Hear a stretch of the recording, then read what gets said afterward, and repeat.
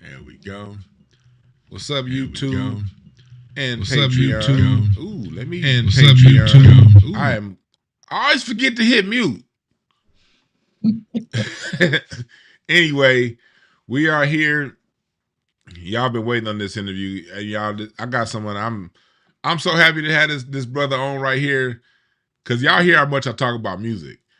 If I were to give credit to my understanding of music, how to play it, how to listen to it, what to listen to, if it was a whole pie, he would probably get 25 to 30% of that, just him alone, and everyone else would have to share the other 70% of that pie when it comes to what I understand and my experience as not only a musician but also a connoisseur of music.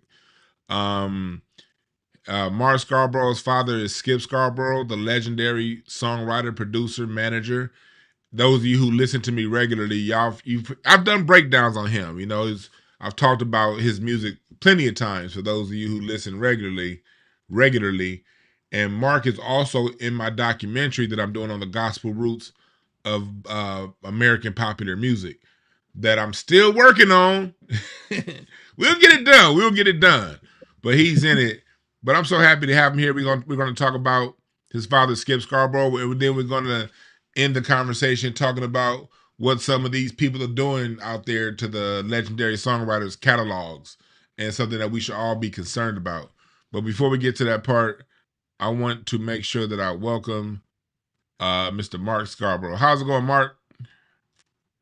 Man, all is well, and I am just blessed and privileged to be here, man. Yes. I just want to say this, man. I'm so proud of you, bro. You know, I kind of watched you grow up, and man, I'm just proud of what you're doing, the work that you're doing, and just continuing on the legacy of great music, man. You are a part of that legacy now, and so I thank you for having me.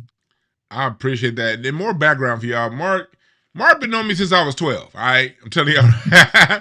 When I know we look the same age now, but Marc was, but Marc been knowing me since Marc was there the first time I picked up a pair of drumsticks outside of my parents' garage.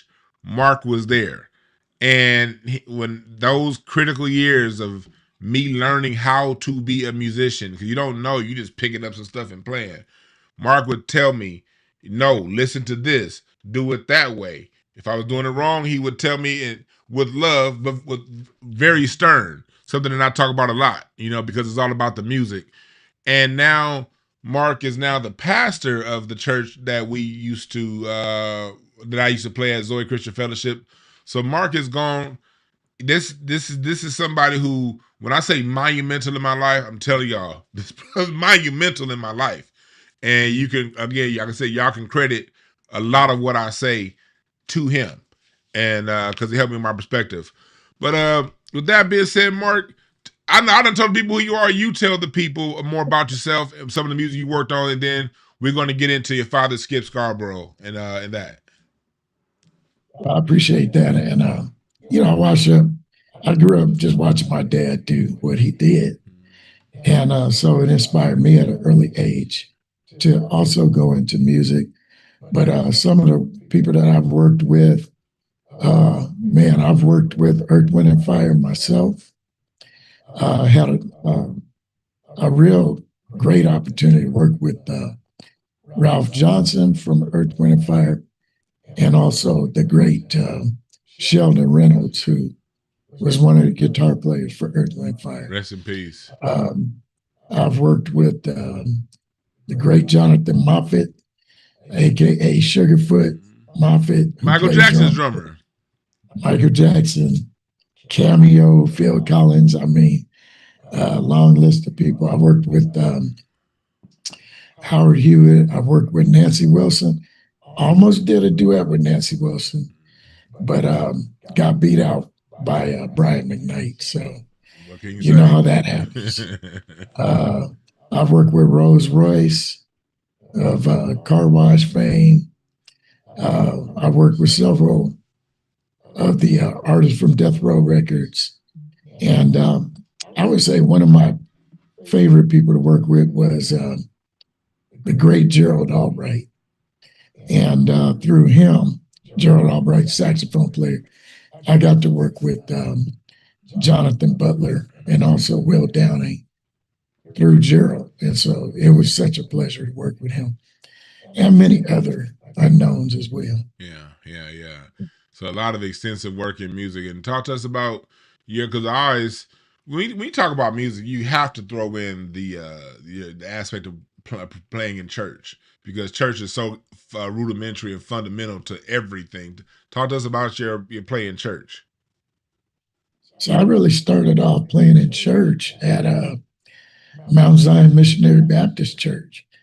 And, just like you, Dewan, I started off playing drums in that church. And I would trade off with another drummer. But I was so inspired by the music that came out of the church because, the church is one of the only entities where all types of music is intersecting within there. Not just the gospel aspect, but the rhythm and blues and, the different elements that we know as pop now, all have been a part of gospel music. And so it just gave me a great education. And I grew up watching people like the late great Frank Wilson, who wrote for Motown. I just watched them do their thing. I watched Paul Jackson Jr. Play in church. I grew up watching him play in church. So, it was an education that I'll never forget. Yeah, man, that means a lot. That means a lot. Yeah. So let's talk about your days early on. You said that you was with your dad a lot when he would be in the studios. When did you start going to the studio with your father, and your earliest memories of going to the studio with your father, and who was he in the studio with? Give us a picture of that. So in the early days, I would say, maybe I was a toddler, maybe 3. But my dad would, I say, drag me to the studio, but I loved every bit of it. And a lot of times when he took me to the studio, places that he would take me would be like A&M Records. Early on, he would drag me up north because he did a lot of recording for Fantasy Records with the late, great Charlie Fash. Yeah. He was part of that whole movement with the Latin jazz up north, Northern California. So I remember him working with the Escovedo family. I remember him working with Bill Summers and Summer Heat, all these great drummers and percussionists. And I remember my dad just bringing people together with the Latin jazz, the Afro Caribbean jazz, all of those different flavors. And so early on, that's kind of where he dragged me. Okay. And I just loved it. I loved all of it. Yeah, that's crazy, because that's something I've been talking about a lot in my book about when it comes to the Caribbean jazz and the Latin jazz. A lot of those roots start here in America, and then extend out. And so I didn't even know Skip was working with the Escovedo family and those guys, So that just kind of furthers what's been an ongoing theme on this channel, Absolutely. What are tell the people some of your father's hits? Oh man, let's see. It goes back to the first hit that I remember, because my dad, and this will be in my memoir, but a lot of people don't know that before my dad got into music, he was actually a respiratory therapist for UCLA. Oh yeah? But yeah, and I got pictures of him and his white coat and everything. But my dad, his first hit song was a song by the Friends of Distinction called Love or Let Me Be Lonely. And he co-wrote that with Jerry Peters and the great Anita Puré. And so that was his first hit. Mm. And he never looked back from there. And so from them came Can't Hide Love. But most people don't know Can't Hide Love was a cover. It was actually done first by the creative source. Mm-hmm. And then he went on to write Love Ballad. He That's went on L.T.D, to write right? L.T.D, right? We were talking about the Mizell brothers and their production of that particular song. Let me as you, this was what I'm gonna do. As you give some of these songs, I'm gonna play a snippet for people just so they know what you're talking about. I'm gonna play a snippet. When he said Love Ballad, this is the song that he's talking about. That's Love Ballad. When you said Love's Holiday, you said which one you said before the creative source? Yeah, Love or Let Me Be Lonely. That was his first big hit, and also covered by a couple of British artists, from my understanding, as well. Pops gained a lot of notoriety overseas as well. Okay. And then you say he did Love's Holiday too? Love's Holiday. He did about, I want to say he did about 6 songs for Earth, Wind, and Fire. So Can't Hide Love, Love's Holiday, Love Music. There was a song that he wrote with Maurice called Earth, Wind, and Fire. He also wrote I'd Rather Have You. And one of his earlier works from Earth, Wind, and Fire called The World is a Masquerade. That's when Earth, Wind, and Fire had a female in the group, Jessica Cleaves. Yeah, that was all the way back then. So my dad had a long standing history with Maurice White and with Earth, Wind, and Fire. I'm going to play a snippet of that for people to hear, Masquerade. I want you guys, those of you who listen to me regularly, y'all have heard me play this song. So if you're mistaken and not sure about who Skip Scarborough is, I'm sure you know now. Songs like, didn't you say he did Don't Ask My Neighbor by the Emotions? Ask My Neighbor, yeah. For those of you who want to hear that. Y'all heard this song right here before? Yeah, that's Skip Scarborough. Give me another one, Mark. Let's see. Giving You the Best That I Got by Anita Baker. Let me play that, a snippet of that. For y'all, just so y'all can know what we're talking about here.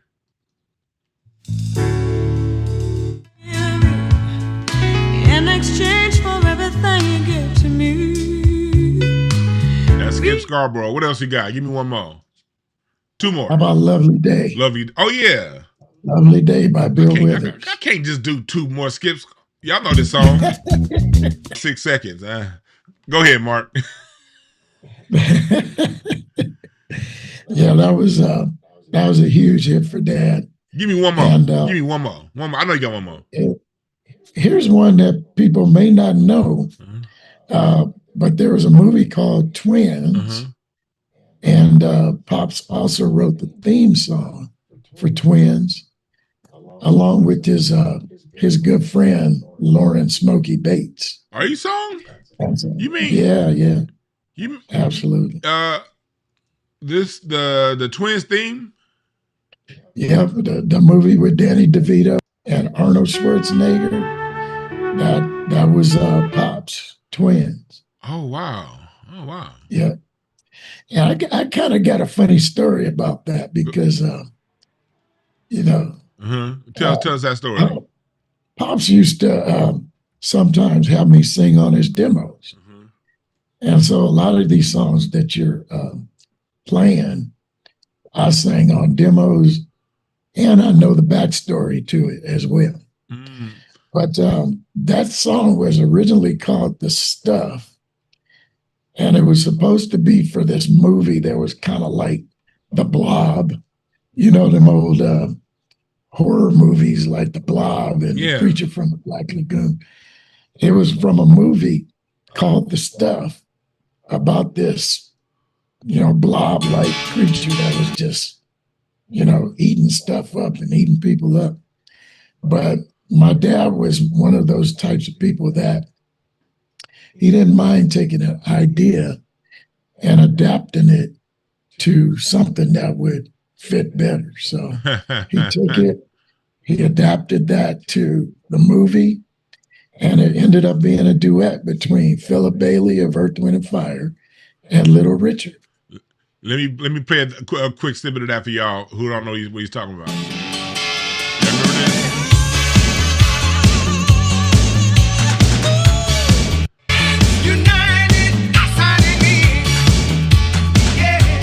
So how did you get Philip Bailey and Little Richard in the studio together? Like, wow, how does that happen? Yeah. I couldn't tell you that one. I couldn't tell you that one, but what I do know is that in terms of artists, like you very well know, that people intersect on a daily basis. They intersect their gifts, their talents. They just crisscross and come together. Mm-hmm. And, Little Richard is one of those iconic artists that so many people want to work with. And so that came together through this movie. And what a great song it was. I thought it was a great song. That song was actually nominated for a Golden Globe. Oh, wow. Did not win, but it was nominated for a Golden Globe. That's cool, man. That's cool. Give us some backstory of an Earth and Fire. You pick a song that you got some backstory to. I want to just get a couple of Skip Scarborough backstories of some of these lovely songs that he wrote. Give you a couple of things. I'm not going to give away too much because the memoir is coming out. But let's talk about Can't Hide Love, for instance. I remember my dad going into the studio, and I want to say it was either Sunset Sound or Hollywood Studios, one of those. But I was a kid, so my thoughts on it are a little sketchy sometimes. But I remember my dad playing Fender Rhodes on Can't Hide Love while Maurice was on drums. Because Maurice is a drummer. He's really a drummer by trade. Yeah. Playing with some of the greats, including Ramsey Lewis. But when they tracked that song, when they began to track the idea and rearrange the vibe for Can't Hide Love, it was my dad on Fender Rhodes 88, and it was Maurice on drums. And that's during the time where they took the song from Creative Source and they just redid the whole vibe to it. Yeah. So that whole, that dun, that's where they created that vibe. Okay. Just the two of them together. And then they brought the other stuff around it after that. And then, you get Verdine in there with his iconic, groundbreaking bass playing. Yeah. It just became a whole thing. I was just talking about that song. Somebody, as a matter of fact, I wrote a post about that song, because there's so much space in Can't Hide Love.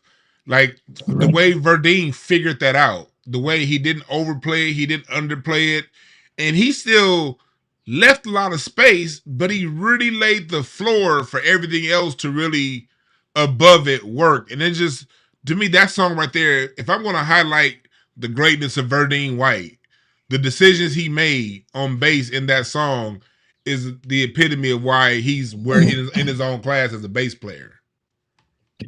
That's awesome that you would say that, because that's one of the things I always try to teach musicians.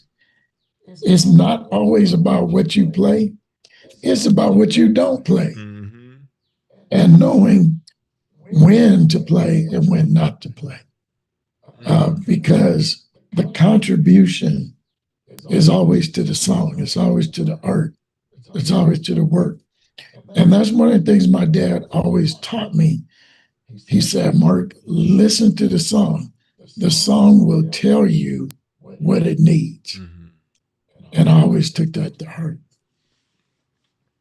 Yeah, man. It's great to hear that because this is during a time in recording. Take us back to that time in recorded music because you're not playing with with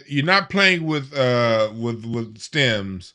You don't have an auto tune. So, but were they even using a click track at this point for this stuff, or was it wasn't no click track. It was just the band. Talk to us about being in like how they recorded music at that time and your observations and your memories of recording at that time. So let me just rewind a little bit.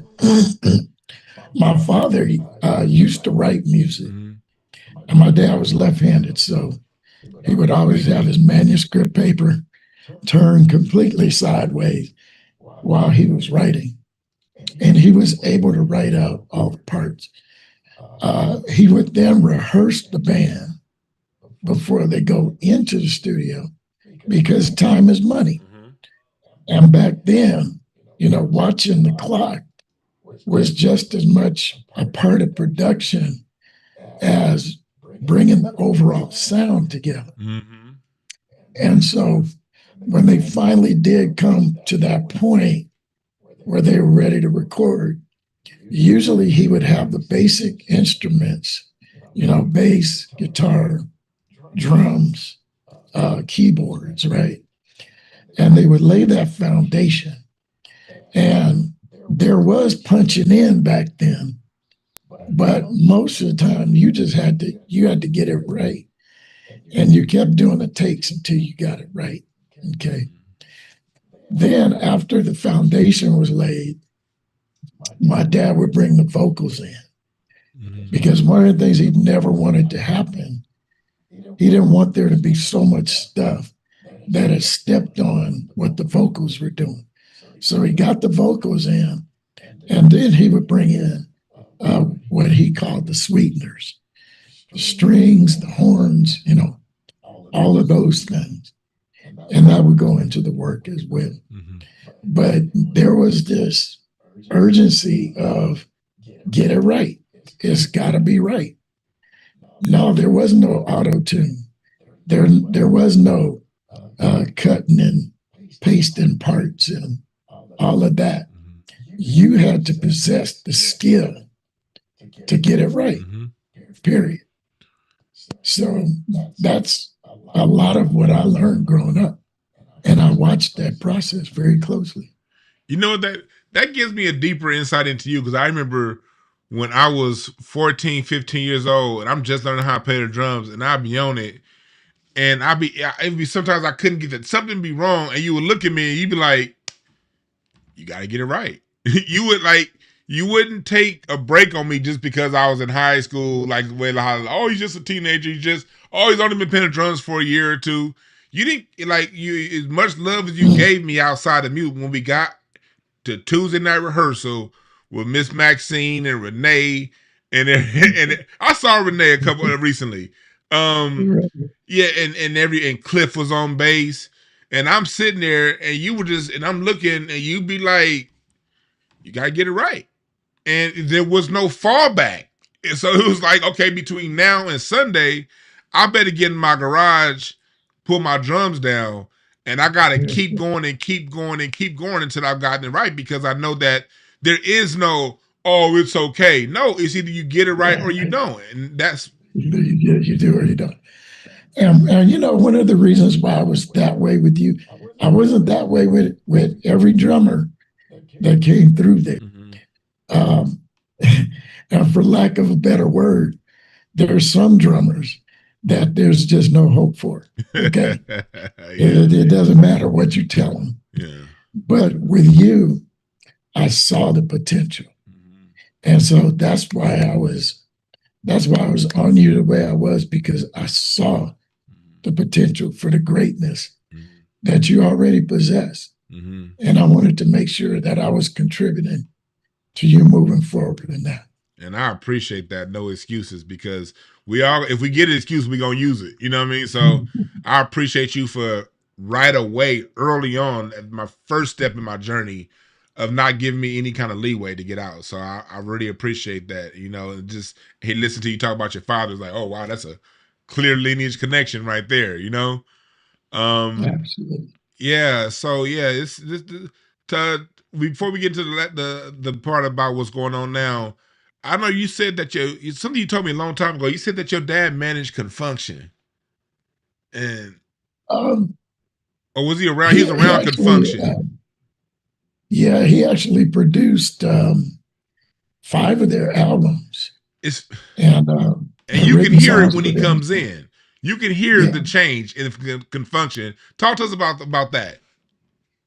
Oh, that was so much fun, man. My dad would drag me because those cats were all from Vallejo. Vallejo, California. So my dad would drag me to San Francisco. I say drag, but I loved every minute of it. Yeah. And so we would stay at the Hyatt Regency Hotel in San Francisco, and then my dad would rent a car, and we would drive to Vallejo. Mm-hmm. But here was a group of guys that were extremely talented, but as many bands, groups, artists don't always have a direction when they come into this game. And so my dad was able to really help them to hone in their sound and to find a direction for what they were doing. Mm-hmm. My dad was a master at that. And he just knew what every group, what every artist needed. And he knew how to pull that out of them. Mm-hmm. And so here was a group of guys so talented, great songs. And my dad just pulled everything out of them to make them the great band that they are today. And that was fun to watch. And I remember being in the sound booth. I couldn't really do anything, but back then they used to have a microphone Mm-hmm. in the middle of the room, Mm-hmm. and everybody be doing hand claps. Mm-hmm. So I was on that a lot of those albums, Okay. doing hand claps, right? And so yeah, just watching Dad pull out of them the greatness that was in them. That was such a treat. That's dope. I got one more artist question because you kind of got to it earlier, but I kind of got in the middle of it and I skipped and went past it. Talk to me about your dad's work with Donald Byrd and like the Mizell brothers, because that for those of you don't know, that Mizell brothers sound, when we talk about neo soul, and Philly gets the credit deservingly so. And I said they don't deserve, they do get it, but we hear a lot of your samples when you're dealing with the Philly neo soul, when you're dealing with Q-Tip and that more melodic hip hop. A lot of that is Mizell Brothers, Donald Byrd, that school of music, Roy Ayers. And you just told me I didn't know that Skip Bro, and I know these songs. Like I'm looking at some of the stuff now, Change and You in Music and these songs. And I love You in Music. And your dad was on the like talk to me about that era. I did not know he was integral to that era. Yeah, my dad was actually very integral to that whole what we call neo soul. Because before it was neo soul, it was just soul music. Thank you. Right? It was soul music.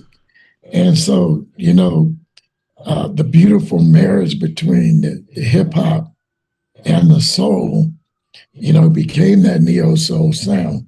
But before it was neo soul, it was soul music. Yeah. And so I remember my dad experimenting with different things. The vibrato on the Fender Rhodes 88. I remember him programming the ARP Odyssey. I remember him with the clavinet and all of those things that are used in soul music and transferred over to neo soul. My dad used to be part of that sound. And so when it came to producing those types of records and collaborated with the Mizell brothers. Again, my dad just had this way of taking what they did and making it an integral part of the work, of the artistry that was going on at that time. And so he did the same with Donald Byrd, with Bobby Humphrey. You know, Bobby Humphrey was amazing because there wasn't too many female flute players, right? There wasn't too many females in the game at that time.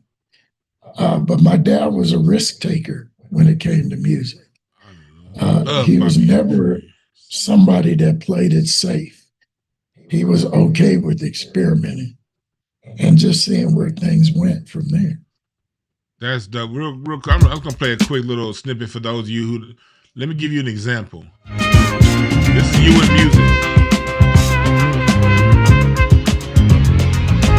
I love that song. I love that song. I love that song. You know, man.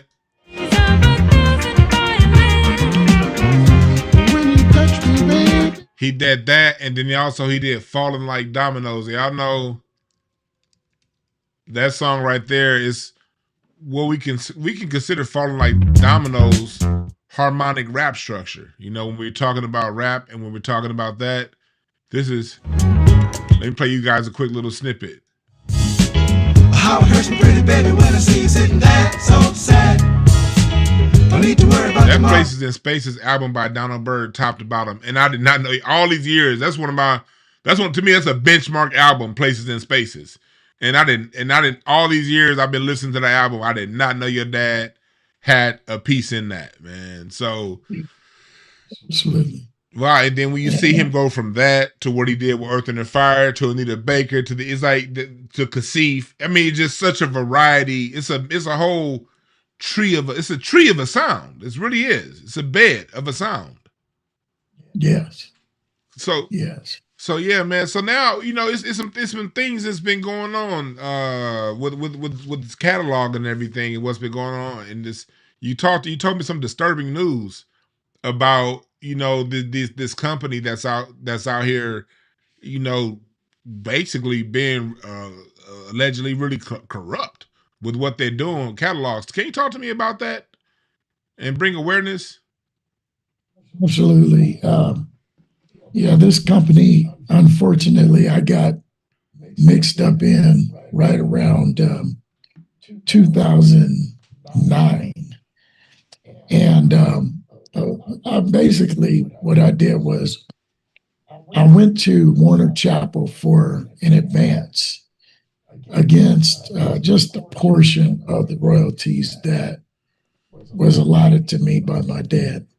Not the whole catalog, but it was just a portion. In so doing, Warner Chappell told me that they don't do advances, which was a lie. And then they directed me to this company that they said does advances. And so when I went to sign with them and get an advance, when the paperwork came back to me, it was riddled with language that I never agreed to. It was riddled with language like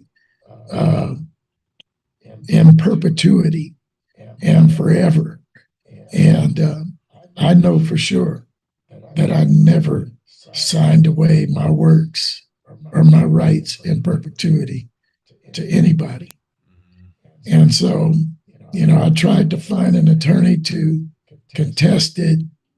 Nobody would take my case. Attorneys kept telling me I'm transactional. I'm not a litigator.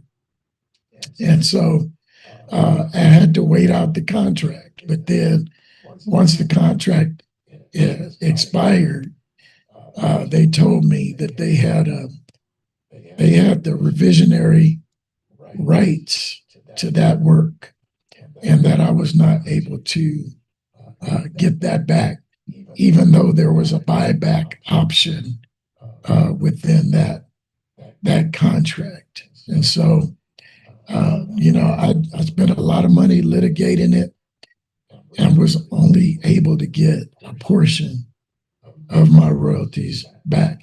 And I don't know if I'm able to divulge the name of the company or the persons that I was involved with, but I'm going to divulge it at some point. I'm going to let people know not to mess with this company or the people that do business. And see, what I found out is that a lot of these people are taking kickbacks and they're watching out for each other.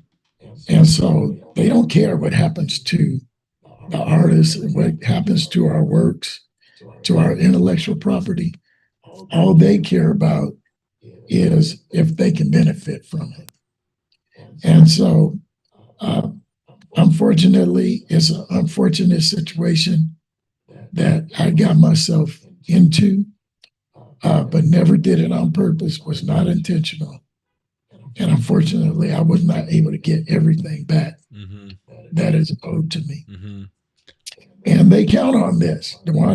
They count on you not having the money to fight them and then having to settle because they'll just, do everything they can to stall and make you file more stuff and make you spend more money.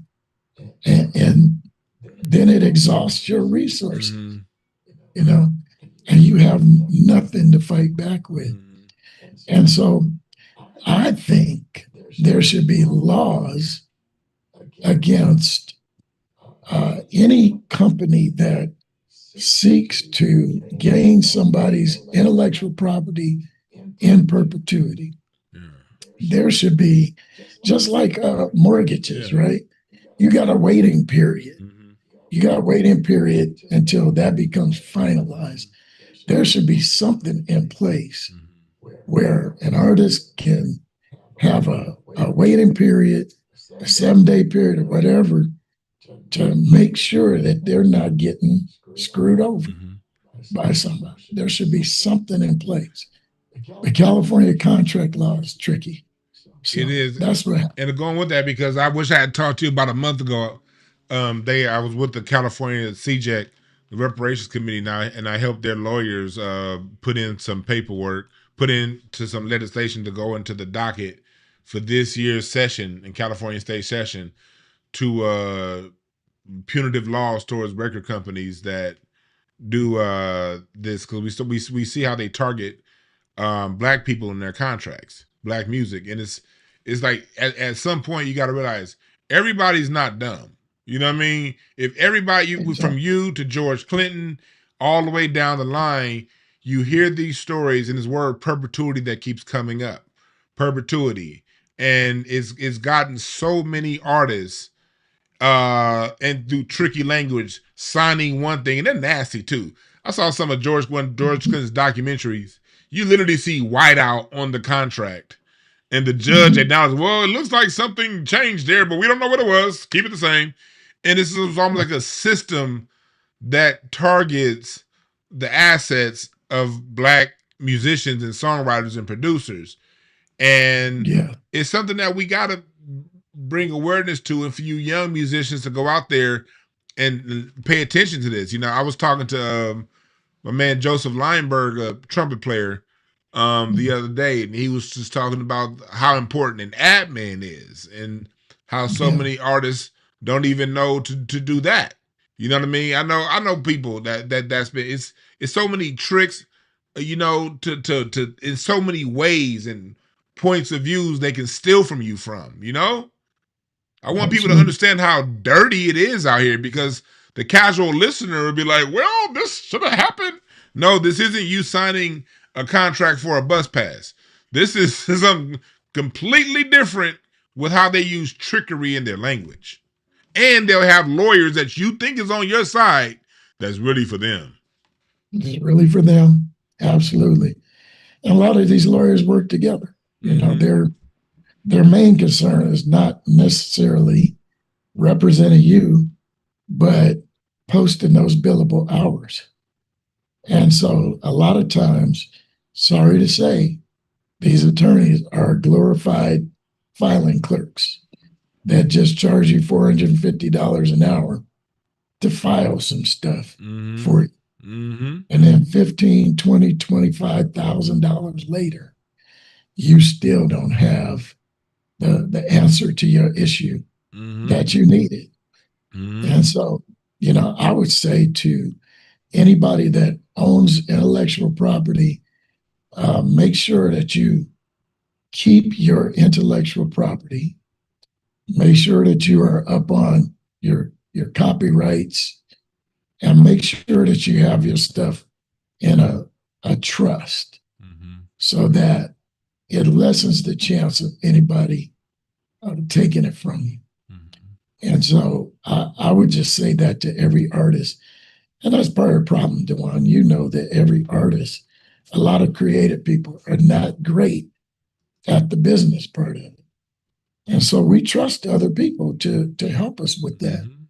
And sometimes those people, they do not have good intention for us. They don't. They don't. And that's the thing. An artist brain and a lawyer brain are different brains. If you are these lawyers, these contract people, that's like asking them to write a song. They'll never in a trillion years be able to write a song. But at the same time, the artists, their brains don't work in these manipulative ways that these lawyers and these people in nice suits brains work. So it's two worlds colliding.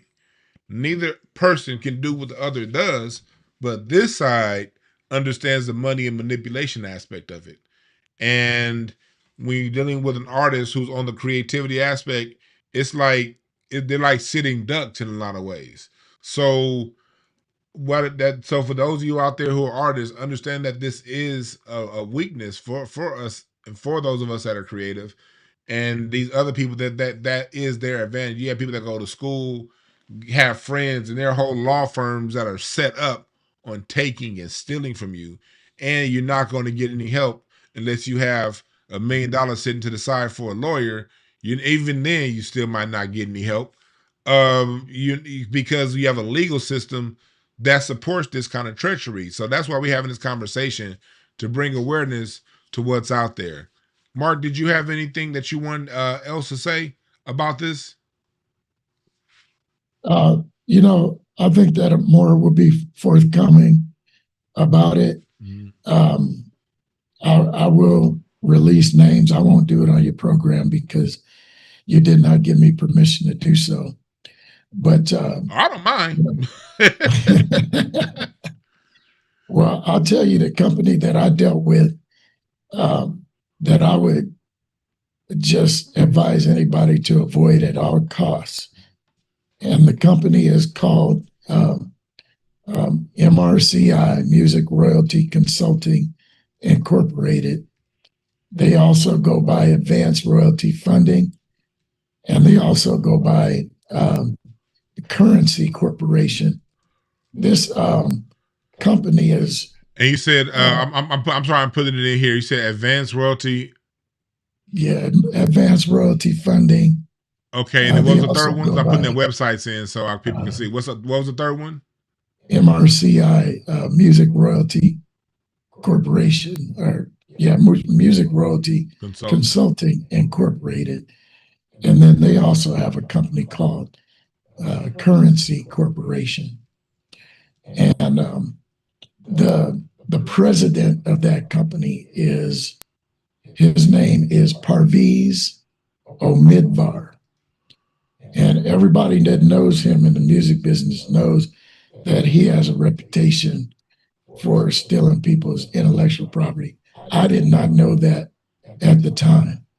Back in 2009, there wasn't any information out there about them that I could find. But he also uses his two sons, O'Neill, and I forget the other guy's name, but O'Neill is the main one. O'Neill Omidvar. These guys will very politely, because they present as very nice people, they will very politely steal intellectual property from me. I see an article written out there on this guy with Bobby, what he stole from Bobby Womack. Bobby Womack. Yeah, I'm seeing this article on him, and for those of you watching, look on the screen. I have those websites up right here on my screen. So most definitely, you want to make sure you take this is all Marc Scarborough story, and we want to make sure that we take note of these places for those musicians out there. We're not saying they did anything. We're not saying that they. We're in the market. Not saying that they did anything that they haven't done. So do your own research. I want you to just take caution. He's not saying don't do this, but what we are saying is if you're going to look at those places, make sure you look twice. Make sure you look 3 times, and make sure you consult other artists and other people, because one thing that happens in music is like other things.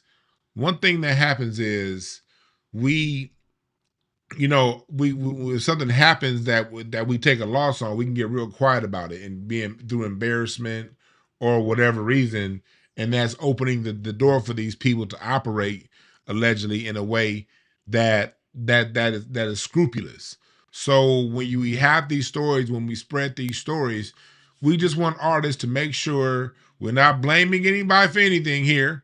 We just want to make sure that we're telling artists to, before you make a move, make sure you listen to what Marc is saying, and make sure you call other people and you guys make a sound decision based off exchanging information before you go and sign anything. Make sure we all communicate as artists before you make a move. That's all. That's what Marc is saying. Go ahead, Marc. Absolutely. Make sure you do your due diligence. Make sure you know the background of the people that are doing the transaction that you want to accomplish. My thing is, you'd have a better chance. Like if you need money, you'd have a better chance of getting an advance from whatever company administrates your catalog, trying to go outside with somebody else. Now, I will say this: there are people that do this, and they are honest about it. Mm-hmm. But you have to do your due diligence, and you can find that. Again, like you said, Dewan, it's not that we're dumb or unintelligent, but a lot of times we want to get accomplished what we want to get accomplished, and we don't always read the fine print. In my case, I was signing one set of documents. I never got a copy at the time of signing, but when I got the copies back in the mail, they were not the documents that I signed. And so I don't know what treachery they did to make it seem like I signed away everything in perpetuity, but that's what happened. Okay. So it doesn't mean that we're not intelligent, but we do have to do our due diligence because this happens to even the most intelligent people. And I'm available. I'm here to talk about it. If anybody wants to, holler at me about it and what happened, I'm more than willing to talk about it. Yeah. So yeah, that's this is Marc's experience with what's going on, and that's why we create a platform here, because these things happen, and we have to be very, very, very open about this kind of stuff, so that people could at least have, when we say due diligence, have somewhere to go to reference something, and even the smartest person, when it comes to legalese, some of this stuff even lawyers can't even break down, and sometimes they just flat out. There are some people out there in life that just flat out steal. It's not just stealing from the grocery store, a Snicker bar or something. There are people who steal contract. That just happens. Now, I'm not saying I wasn't there. I'm not saying this person did it. But what I am saying is I'm reading an article right now, not reading it, but I see it right now, where Bobby Womack in 2012 did something very close to, sounds like what Marc is talking about, in 2009 with the same person that he's talking about. And it's what I'll do is I'll put a link to this PDF article. And for those of you watching on screen, you can see here the Music Banker's Big Score. That's what this article is called, and this is just something that's here that you can read about. That was a report in Reuters. So this is something that was put in the Reuters. So what Mark is talking about is also an article that's in Reuters talking about the same person doing things where they said that he took out. He's charging 2% every 15 days, and it's coming out to be 41% a year. And at these rates, you're never going to get it back. 41 to 81%. So these are things that happen that really should be illegal. They're legal. They're illegal in banking. They're illegal in other areas. But it happens because, and for those of you out there, a lot of young musicians listen to me, understand that there's a lot of vultures out there waiting on you. So take heed to what Mark is saying, so that you don't get caught up in that. All right. Any closing words, Mark, that you want to leave? I just want to say this too. There's also cases with the cat from the far side with this company as well.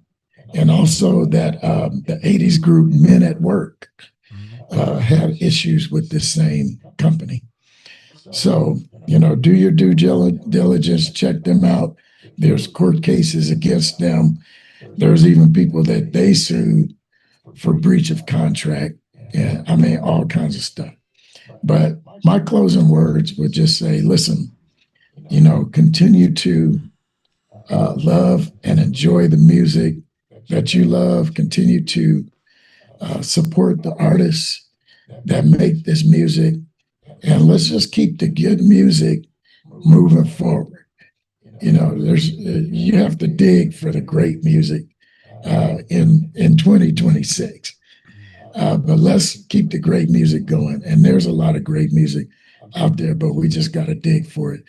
And so support your local artists, support live music, support songwriters getting what belongs to them. Just support. We need your support.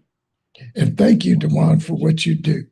And anything that you're trying to do to help artists, to help songwriters, I'm in that battle with you as well.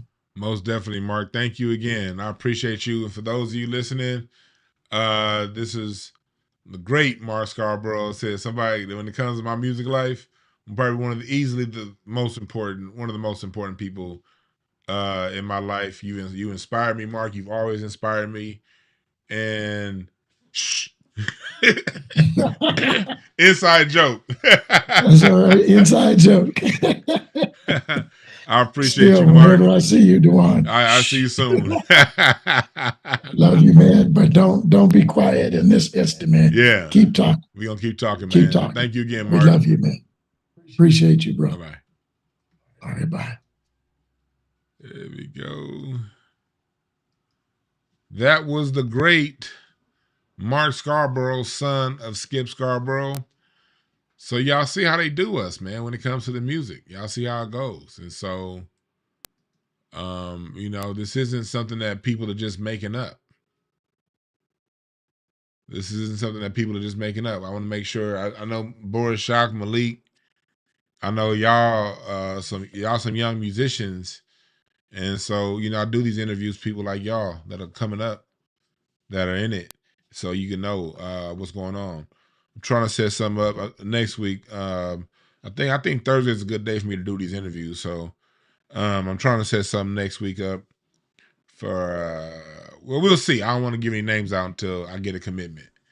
But thank y'all again for listening. This will be up on YouTube in a few days.